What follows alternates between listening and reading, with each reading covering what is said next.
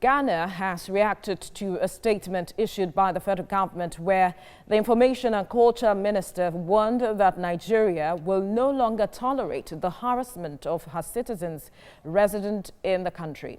A 6-page release signed by Kojo Okpong Nkrumah, the Minister of Information, stated that, for the record, the accusations are not reflective of the developments and any protest will be unjustified. On the seizure of property located at number 10 Barnes Road, Accra, the minister said the transaction was a commercial agreement between Thomas Hardy, a private citizen, and the High Commission in Ghana in October 1959.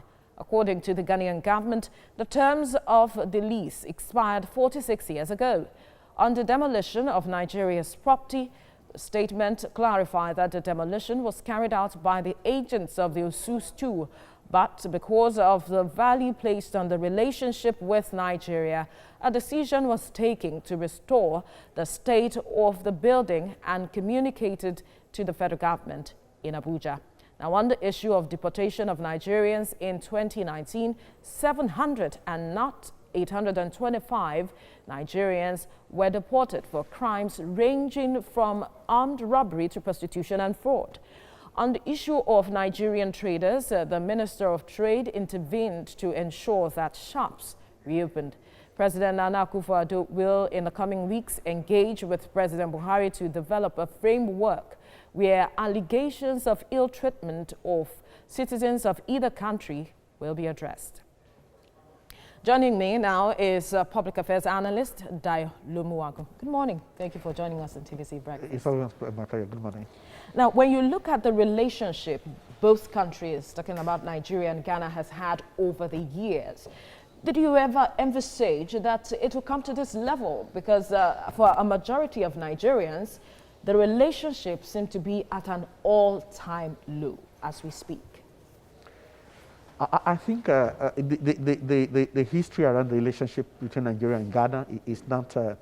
It dated back to even before the independence of Nigeria, and the relationship has always been strained. Then it will be. There will be amendments here and there. You carry yourself again, and but what I'm saying is, whether before the independence or even shortly after the independence, and the 1983 episode, the relationship has always been strained, and we try to manage it. But I never envisage it to escalate to what it is presently. And I think from both governments, because unfortunately, these are the biggest economy in West Africa. Absolutely. So it has a lot of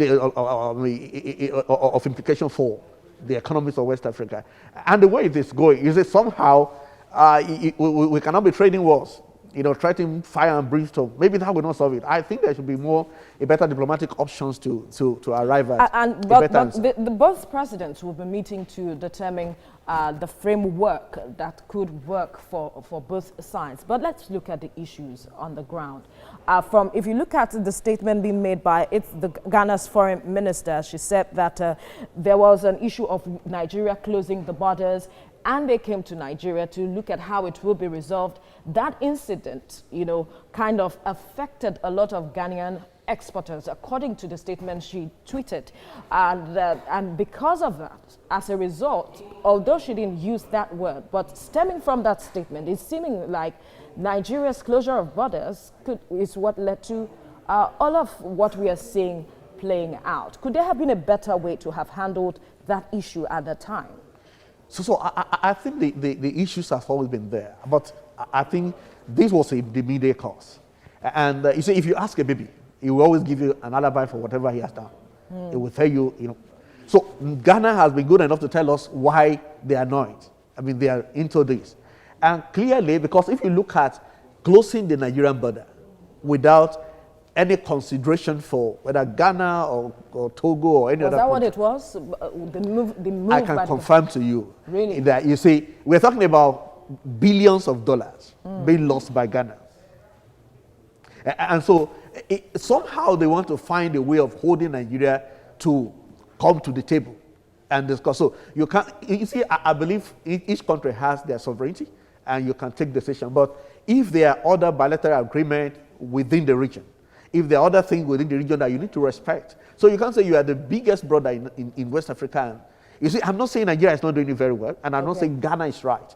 But I'm saying Ghana also, as a sovereign state, they have a right to see how their own economy will be managed to the benefit of their citizens.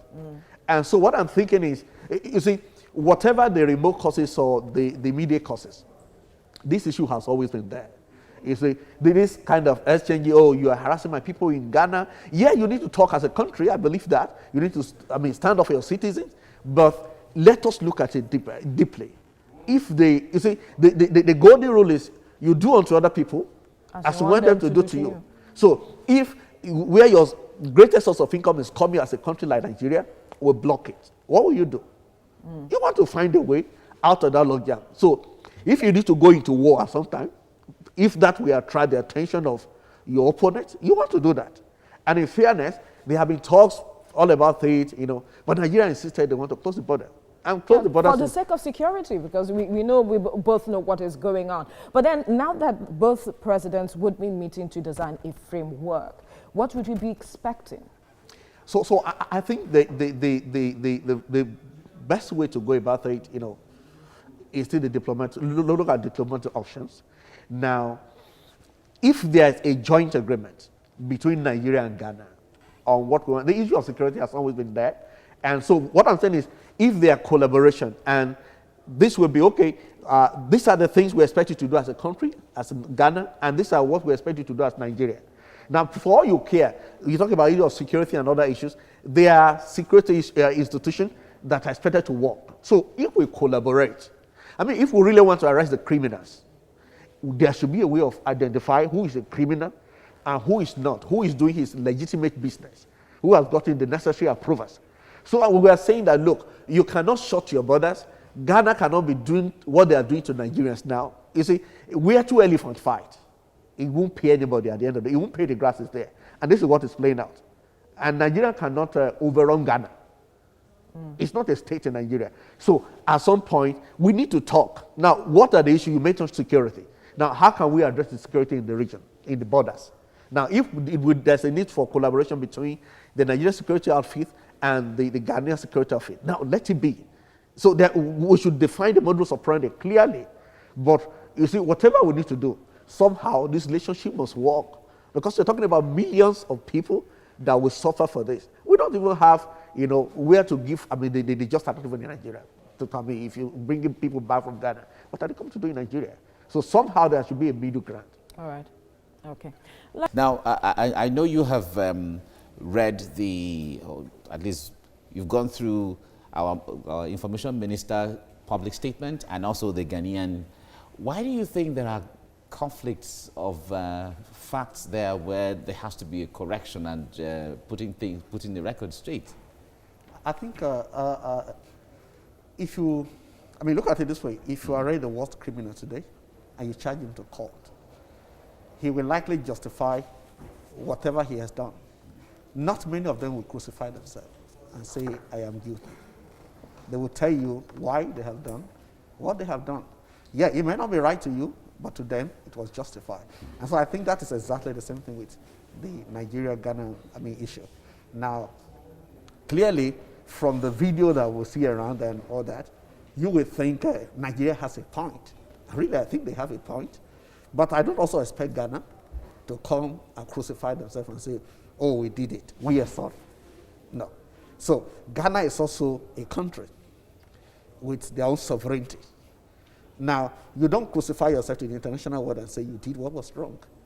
And so what I think, really, instead of talking about who was strong and who was right, now, this is where the relationship is, it cannot be sustained. Now, we quickly need to address it between Ghana and Nigeria. We should sit at the table and say, what exactly are the issues? Now, we cannot, a lot of people are crying, oh, let us retaliate. You see, two rights, two wrongs will never make it right.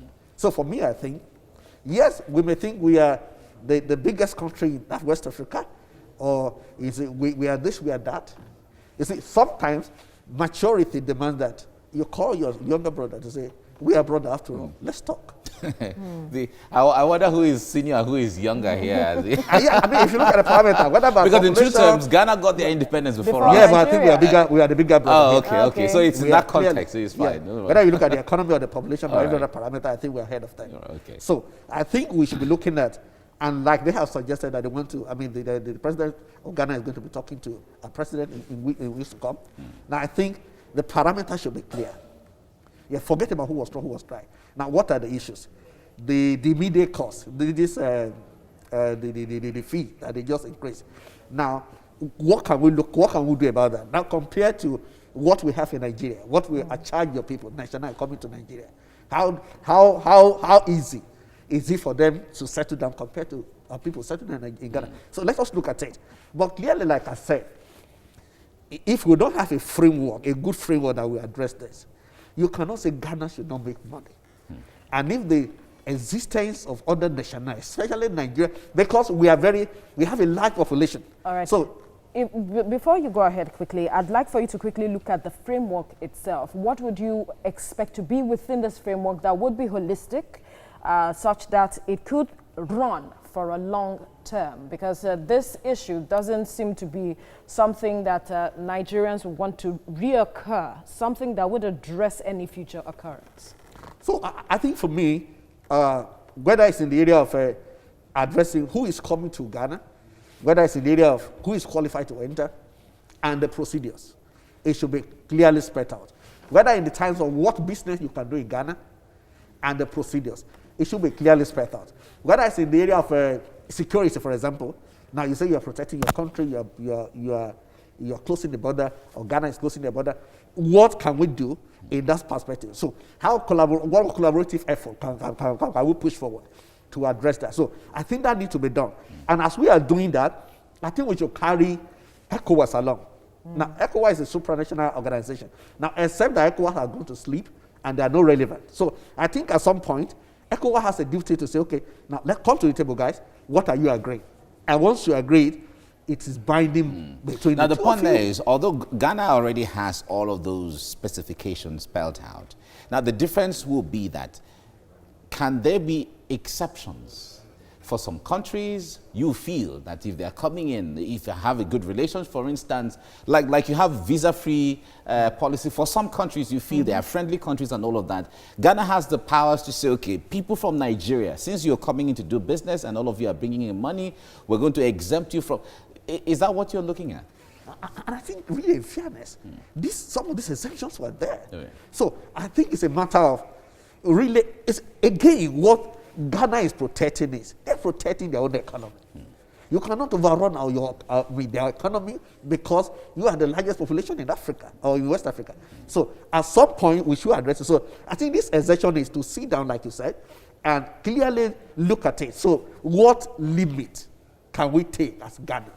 As a sovereign Ghana. All right. We have to leave it here now. The elections are coming in Ghana, and these issues are very sensitive issues in Ghana. So we don't have all the time. We would have delved into those. But thank you so much, Dayo, for coming on the program. It's always a Thank you very much. Right. Yeah.